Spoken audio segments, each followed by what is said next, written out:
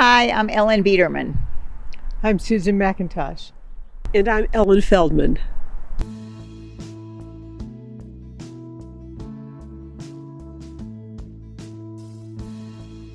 Susan and I were in upper elementary education, although she's a kindergarten teacher, and Londi and Ellen are early childhood. So we had the range of ages and grades.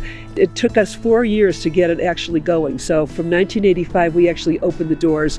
1989, the museum opened its doors. This site was an armory. It was an armory. They used to park the old trucks and tanks and everything in this building here. And it was at the time when we walked into this building, it was dirt floor. There was nothing in it. There was oil all over the place on the floor. And then we hired a fabulous architect, Jeff Harner.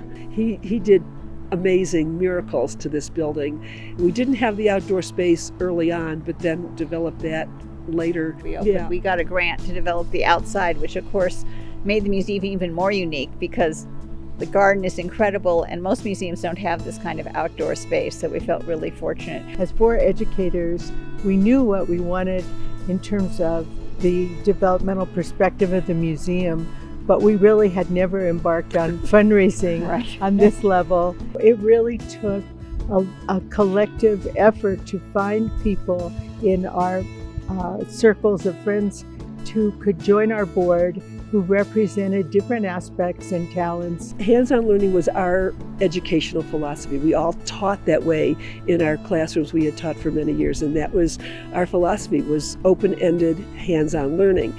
And as a result, every exhibit that we ever put on the floor always had a philosophical meaning behind it. We'd never put anything on that was just sort of a meaningless kind of thing. We wouldn't do that. It was on the floor. It had to have a philosophical, educational understanding. The research has shown, the experience has shown of teachers and of parents that is the way children learn. In fact, it is one of the only ways that children can really learn to incorporate ideas, experiment, and figure out how the world works and go on to make their own way of learning. The exhibits we designed were all very open-ended, so children could approach them at whatever level they were at and take them far. My favorite example is the bubbles, and there was kids kind of just making suds.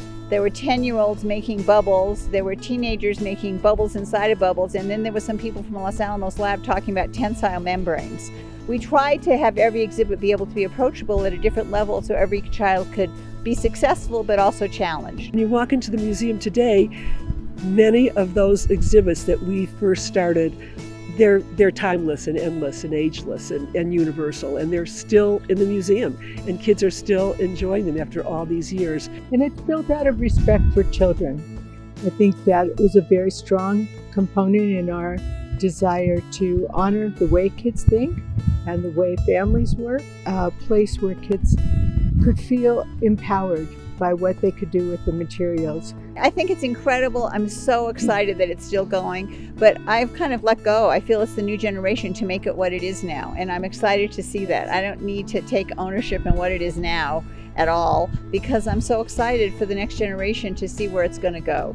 And I'm just happy that it was able to survive some hard times. People would come up to me, and it made my heart sing when people would come up to me and say, I can't remember Santa Fe without the Children's Museum. That's a wonderful statement.